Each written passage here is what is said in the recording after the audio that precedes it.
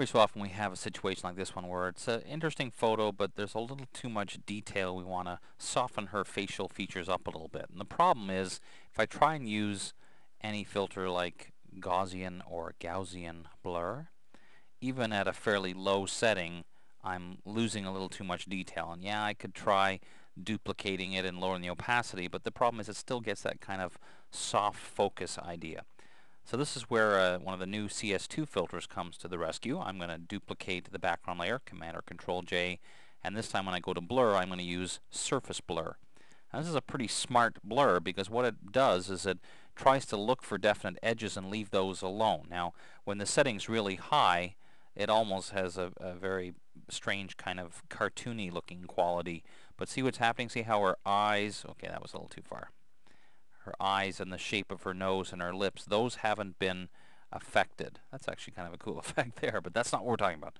Okay, so what would be really doing in this case would be keeping these values a little lower, something like that. So now you can still very clearly see her eyes and her nose and her eyebrows and so on, but a lot of the detail on her forehead, that messy kind of stuff we had there, is gone. So we click OK, and then simply just lower the opacity a little bit.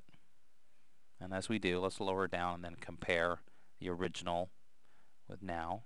That's not too bad. It needs to go a little further perhaps. Something like that.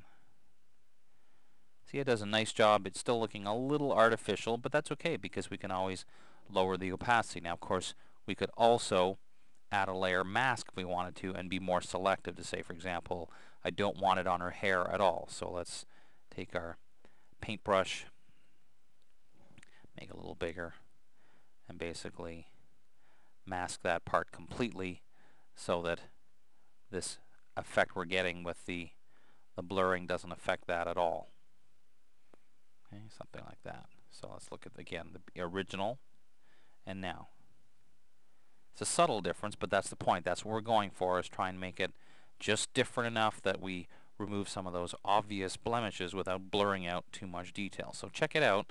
The surface blur filter is pretty cool and it's got some really interesting possibilities. So there you have it, the surface blur filter. Really cool, very simple. Now the nice part about this is you really can't mess it up.